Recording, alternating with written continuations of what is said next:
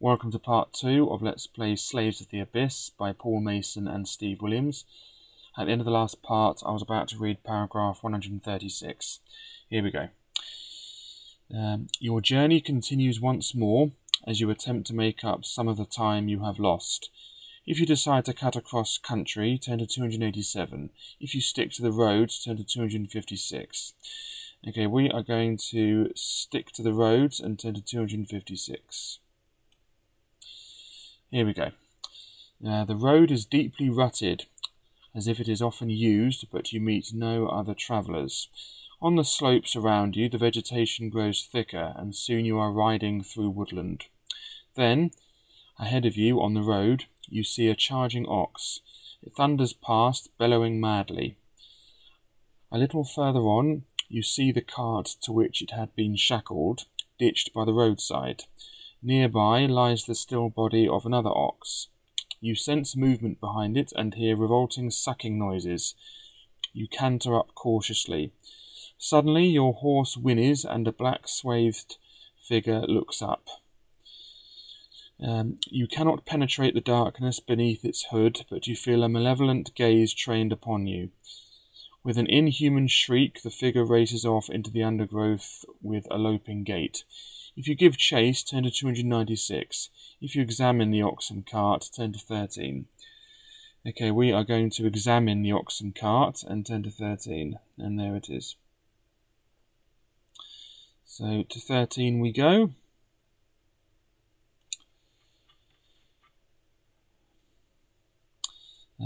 The ox lying before you is horribly mutilated. A grey slime seems to have eaten into its flesh.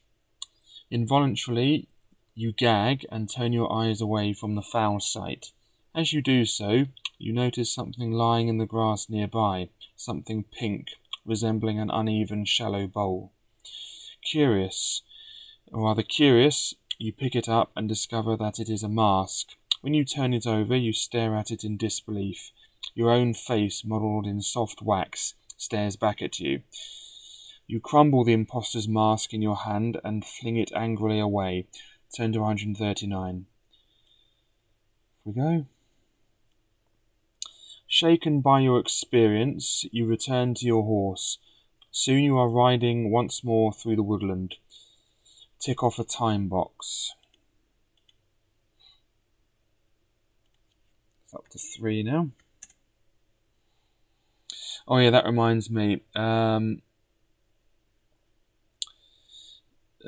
Thank you to the person who left a comment who stated that the time box thingamy-bob is here, and if we zoom in, we can just make out paragraph 57 on the 18th time box, and paragraph 326, I think, on the 20th time box. So thank you for that. Okay, let's return to 139. Okay, the road begins to slope downwards, and you wend your way along its many curves until you are following the banks of a fast-flowing stream. The sun is lowering in the sky behind you, and the air is alive with the noises of insects. Ahead of you is a crude stockade. You ride in and are quickly surrounded by a dozen curious villagers. They seem much friendlier than most others you have encountered so far, and you begin to hope that you will be treated hospitably here. Sure enough, you are invited inside for a meal and a drink. Restore up to 4 stamina points, which I don't need. Soon you are relaxing in the pleasant company of these simple folk. After a while, you hear a commotion from outside your hut, and several villagers slip out. If you follow them outside, turn to 66. If you stay with your hosts in the hut, turn to 385. Okay, we are going to stay with our hosts in the hut and turn to 385. Presently, a villager returns and whispers briefly to one of your hosts. Without a word being spoken in your direction, he rises and gestures to the others. They all bow politely to you, then file out of the hut, closing the door behind them. You make to follow them, but find the door barred. You are imprisoned. A scratchy voice filters through to you from outside. Welcome, Protector. As foretold, you have come to save us from the creeping plague. Eat and rest, prepare yourself for the trial which awaits you. Tricked by peasants, you wonder what creeping plague awaits you. Judging by the pitiful state of the village, it's probably lice in their sheep. Through the smoke hole in the ceiling, the moonlight streams into the hut. 10 to 319. Around you, the muted noises of the village begin to subside, and the whirs and chirrups of the river insects take over. As time wears on, you notice that a faint buzzing is growing louder. Soon, the nearby insect sounds are drowned out by this unnatural rasping. You hear the screams of frightened villagers, and the moon is blotted out by the source of the terrible buzzing, directly above your hut. You run to the door, but it will not budge. You turn back to the hut in time to see a serpentine shape sliding down through the smoke hole. Turn to 86.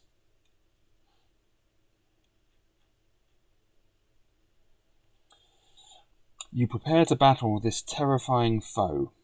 Then you notice a pair of fancy boots poking down through the smoke hole. They are followed by a gaudily dressed figure who spirals effortlessly down a coiling rope. His billowing, brightly coloured clothing is completely out of place in this grubby hut. The figure bows to you expansively and hails you. Greetings, traveller. I am called the Riddling Reaver, and as luck would have it, I'm here to rescue you. I've been keeping an eye on you, and since you've made a complete pig's ear of things so far, I've decided to save your bacon. If you waste your time on every peasant who begs you to wipe his nose, then Calamere has no chance. He twitches and giggles to himself. Pointing to the smoke-like rope, he says, this is the end of the line, so hurry up and get hold of it. He spirals effortlessly up the rope just as you hear the bar scrape back from the door behind you. If you grab the rope, turn to 96. If not, turn to 236. Okay, we are going to grab the rope and turn to 96. And there he is. 96, not far away. Here we are. No sooner have you grasped the end of the rope than you are jerked violently off your feet. You are swept upwards and out through the smoke hole. Below you, the torches of the angry villagers dwindle, and their wails can just be heard through the din. The angry buzzing comes from above, but all you can see is a huge black shadow. You are carried through the air for some way before being set down with a bump on solid ground. The Reaver spins down the rope and alights near you, and this time he is cradling a peculiarly shaped bottle in his arms. He holds it out to you, and you see that it is shaped like a particularly ugly fish. You'll be needing this, says the Reaver, passing you the bottle. In it is a sense of humour which I stole several years ago in my impetuous youth. You'll be meeting its former owner soon, so you'd better give it back to him. There's nothing so soft as a villain with a sense of humour. He winks knowingly at you, and without another word shoots up the rope. The buzzing rises in pitch, and the black shadow drifts off. You are alone, lost without your horse. Wearily, you settle down to wait out the rest of the night. 10 to 331. Okay, so we have the Reaver's bottle. I'll just call it that. So, Reaver's...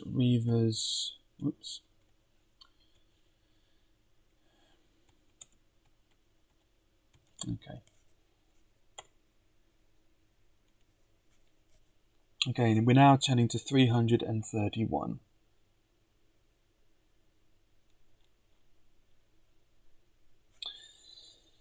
Just before I move on, I've been thinking about doing the Steve Jackson sorcery books. Let me know in the comments if you want me to make a start to them, or you want me to do the next book in the series. So just let me know, and I'll do whatever the mob dictates, as it were. Anyway, 331. In the cold light of morning, you discover that you have spent the night by the side of the road. What's more, your horse is quietly grazing a short distance away. As you remount and prepare to continue, you notice a small roll of parchment tied to the pommel of your saddle. It reads, "Before you I stand, fair and square, yet once you spot me, I won't be there. Vanquished by a word, yet kings I beat, and rounded off with a rhyme so sweet. Who am I?" Add 2 luck points. Tick off a time box, then turn to 7. Okay, do we need the luck points? No, but we need to tick off a time box.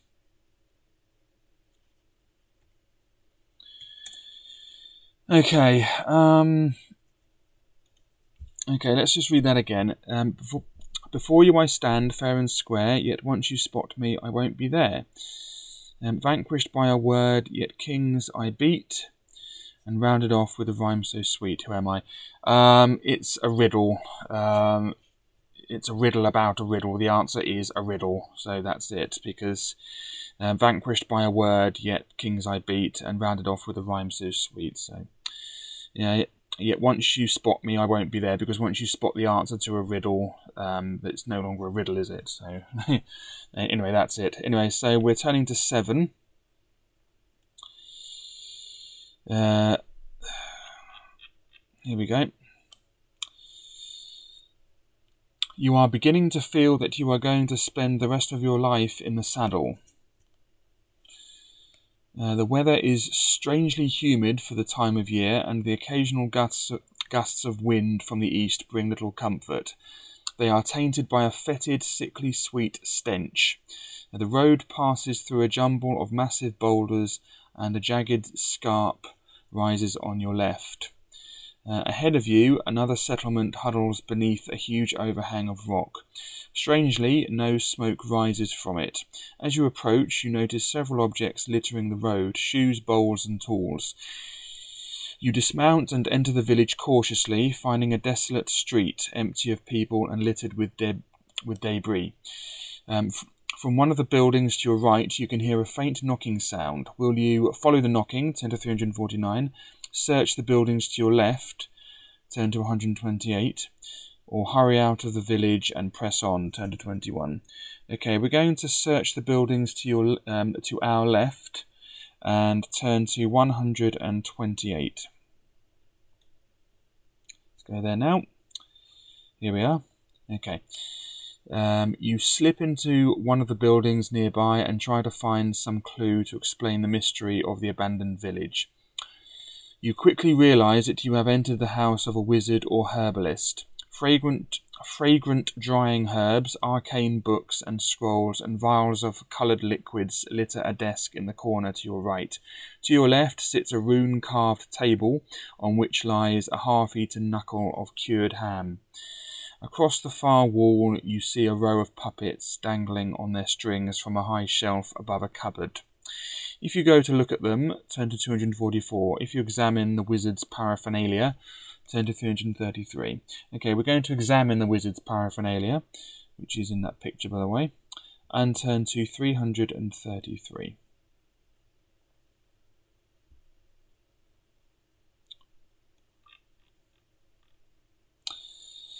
Rummaging among the vials and pieces of scrap paper on the desk, you come across a parchment stained green by a sticky syrup which has spilled from a cracked bottle. You hold up the soggy sheet, straining to read the scrawl which covers it. You can't make out all the words, just occasional snippets. And do not leave the house until you are certain the danger is past. Under no circumstances allow safe, then you should make your way to your parents' village by. Find yourself in the shifting forest. You must follow the brush bearer's gloves or be lost forever.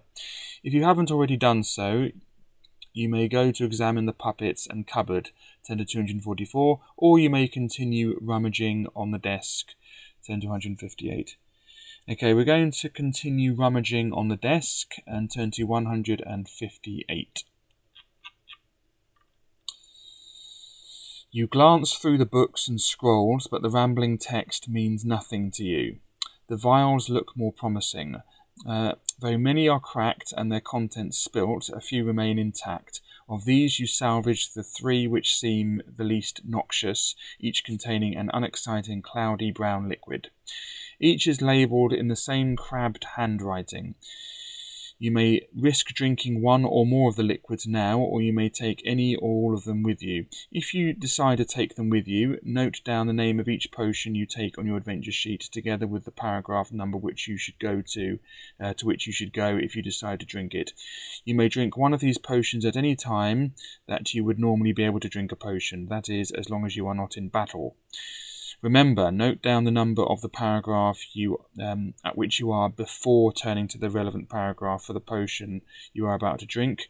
You should also make a note of the fact when you have drunk that potion.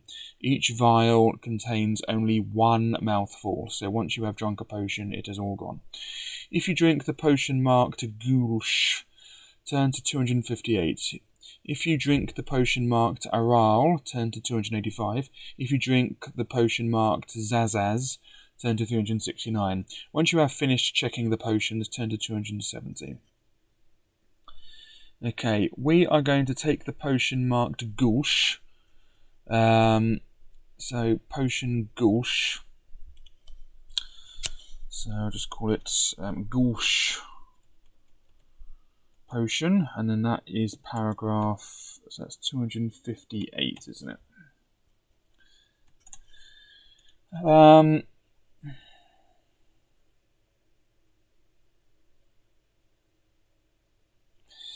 I have it on good authority in my notes that this potion is a potion of fortune, and it adds 1 to initial luck and restores our luck to its full. So it's like a potion of fortune from the other fighting fantasy books. Okay, we don't want the other potions, so we're now going to turn to 270.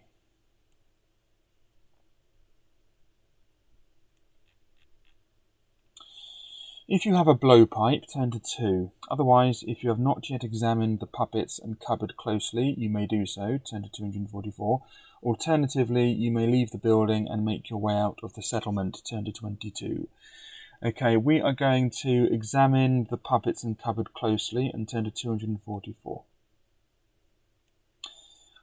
As you approach the row of puppets, your left foot squelches in something and skids. You have trodden in a sticky green footprint, one of a line which leads from the cupboard to the table and back again. The cupboard before you is crudely daubed with a rune, the sign of a single arrow. If you open the cupboard with your sword, ready to strike, turn to 76. If you open it normally, turn to 37. We're going to open it normally and turn to 37. You step back in revulsion at the sight of a slimy green form crouched within the cupboard. It holds a slender tube to its mouth, which it points at your face. Looking more closely, you see frightened eyes fixed on you. This is no creature of evil, but a young girl coated from head to foot in a sticky, foul-smelling mire. You smile at her encouragingly, and she lowers her makeshift blowpipe, and she realizes you mean her no harm. Gently, you hold out your hand and take the blowpipe from her, pocketing it to keep it out of harm's way. Who are you? You ask her. Turn to 315. Okay, so we have a blowpipe. So let's put that in our equipment. Blowpipe. Turn to 315.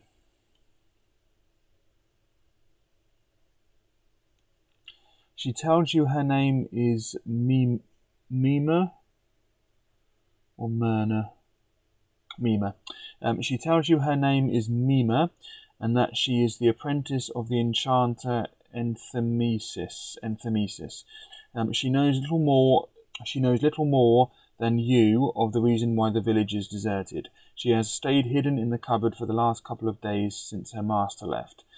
Before going, he told her to remain hidden, and he coated her in the green paste which he said would protect her. She tells you that the evening before his departure, Enthymesis had been very worried by a divination he had performed. He had told her that he had to undertake a dangerous journey to seek guidance from Aletheia the sage, who dwells in a shifting forest in the mountains to the north. Then he had insisted that she should stay hidden. Sure enough, she had remained cowering in the cupboard while a terrible din came down upon the settlement. No, I'll say that again, sorry. Sure enough, she had remained cowering, in the cupboard while a terrible din came down upon the settlement. Terrified, she listened to the hideous shrieks of the townsfolk. Finally, silence descended on the village, then you came. If you have not already searched the wizard's desk, you may do so now. Turn to 333. If you have already searched the desk, or if you don't wish to, you may leave the house with Mima. Turn to 2. Okay, we're now going to leave the house with Mima. So I'll just say that we have, say Mima is with us.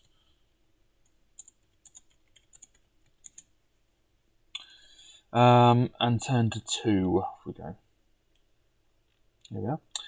Holding Mima's sticky hand, you make your way back to your horse. You will have to deliver her safely back to her parents, and she tells you that she knows the way to their village. It is back the way you have already come, but to leave her unprotected would not be the action of a hero. Meanwhile, she is still covered in the green slime. If you decide to wash it off her, turn to 170, otherwise turn to 396. Okay, do not wash it off her. We're not going to do that, so we're going to turn to 170.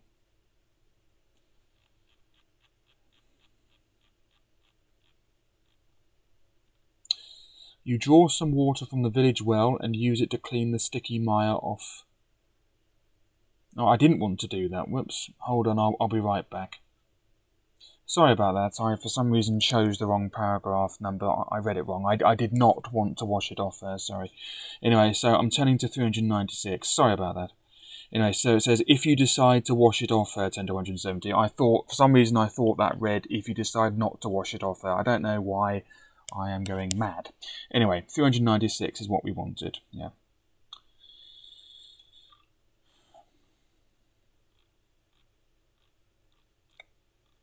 Okay. You leap up onto your horse's back, then hoist Mima up in front of you. Soon you are galloping back along the road which brought you here. You turn off the road, heading back to Calamere, and race along a narrow track which winds up the hillside. You can see the lands far about, and off to your left a lazy plume of smoke drifts into the sky from Mima's village. Tick off a time box, then turn to 95. Okay, so ticking off another time box, that's 5. There we go. Okay, then turn to 95. Okay, your attention is drawn to the far left of the valley, way off to your right. You shiver involuntarily, and the hairs on the nape of your neck rise. Your horse shies and whinnies in terror. A thick stench fills your lungs. The sparse slopes are being slowly enveloped by an advancing wave of black lava, or so it seems. Your eyes adjust to the distance, and you see that the oozing black mass is not liquid, but a seething ocean of people. Even as you watch, it seeps closer, spreading like a dark stain. You have found the invading army, but will you survive to make use of your knowledge? There are many more people in the horde below than in Calamere's entire army. If you ride down into the valley to take a closer look, turn to 153. If you gallop off to your left to try to reach the village, turn to 358. Okay, there they are. Okay, we're going to try to reach the village, and so we're going to turn to 358. Here we go. You spur your mare along the back of the ridge, desperate to reach the village in time to warn them of. You spur your mare along the back of the ridge, desperate to reach the village in time to warn them of their peril. If Mima is with you, turn to 35. If not, turn to 125. Okay, Mima is with us, so we're turning to 35.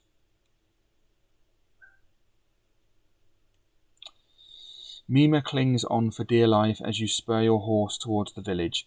As you approach the palisade, the large gates swing open, and you are beckoned in by a worried villager. Mima slips down from the horse and rushes into the arms of her parents. You waste no time in telling the people of the danger in which they are. They grab what they can of their possessions and livestock before fleeing. Finally, you find yourself alone outside the deserted village. The huge black army is in sight now, steadily oozing down the valley towards you. It is time to make your own escape. Turn to 53. Okay, so meme is gone. I'll just say gone now. And then new line. Anyway, we're turning to 53, so off we go. Now the Black Horde is behind you. It is still many miles from Calamea, yet it is engulfing everything in its path. Although you know of no weakness in the enemy, surely Calamea should be forewarned. Evacuation may be the only means of survival. Tick off a time box. Before I move on, I've always been confused by that word, forewarned, because forewarned implies, okay, you're warning before, but isn't all warning before, so therefore the word forewarn is a tautology, because all warning is before anyway, because if it weren't warning, or rather if it weren't before, it would be at the same time, or it would be after the event, and therefore it would be redundant anyway to warn someone of something that's either happening right now, or happening in the future. So isn't all warning before is what I'm asking. I mean, I'm just thinking, I've always been confused by that. If someone can shed light on that, I'd be really grateful. Is the word forewarn a tautology? Is my question there. Yeah, because even if you're warning, I mean, say for example, like, you know, there's a fire starting, and you think, okay, you're warning someone, okay, be careful, there's a fire just starting, you need to put it out, okay, but that's still sort of warning someone about something that's going to happen in the future, isn't it? Because if you don't put the fire out now, the danger will get worse, so the warning is still in the future. If it's like a policeman warning someone, like, if you don't, you know, or rather, if you keep using foul language or something, I'm going to have to arrest you. And I know that's happening at the same time. He's warning you of something that's happening now. You're using foul language or whatever, but he's still warning you of something that will happen, that may happen in the future. So I'm just thinking, is all warning something that happened? You know, what I'm saying is all warning, you know, trying to look out for something that could happen in the future. So the word forewarn is redundant because it's always warning before, if you know what I mean. Anyway, I'll stop blathering now. Anyway, surely Calamea should be forewarned. Evacuation may be the only means of survival. Tick off a time box. Will you? Okay, let's tick off a time box. So I'm up to 6 now. Anyway, will you ride to warn Calamea? Turn to 129. Try to find out more about the enemy. Turn to 325. Or search for that name, honestly. Search for Enthemesis, the Enchanter, if you recognise the name. 10 to 5. Okay, we are going to ride to warn Calamea and turn to 129.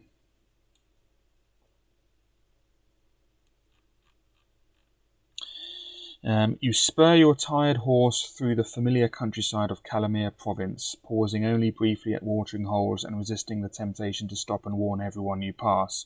On and on you ride until your mare begins to stumble and you know she can go on no further.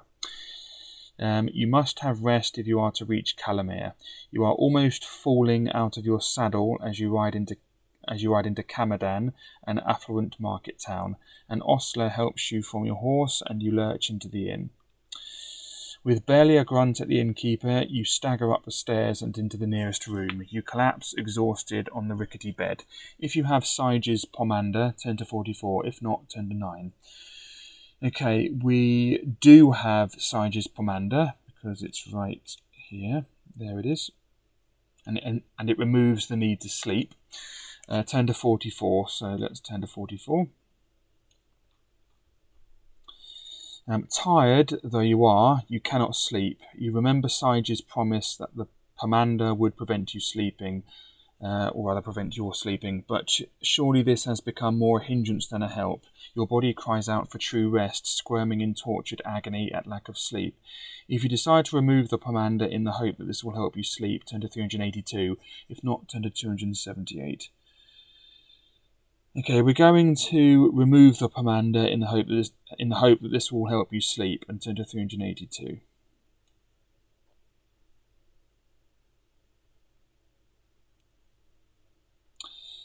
With a great effort, you lower your head and slip off the pomander. You see it fall to the ground, then a wave of exhaustion sweeps over you, and you sprawl unconscious on the bed.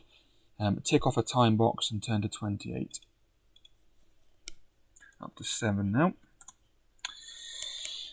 Anyway, turn to 28.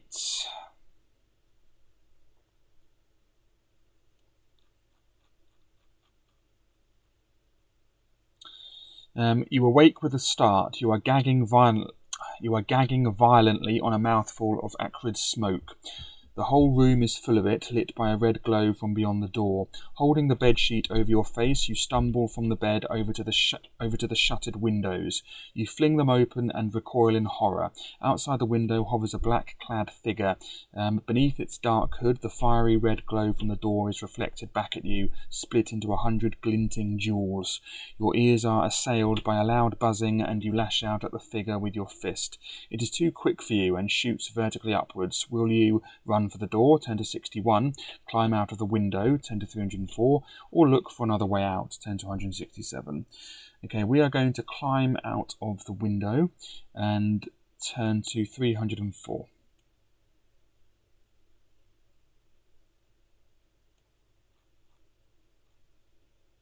And that's where we're going to leave it. So 304 is our next paragraph. I'll just put unread and comma. Okay, good. Thank you very much for watching. In the next part, we will be reading paragraph 304.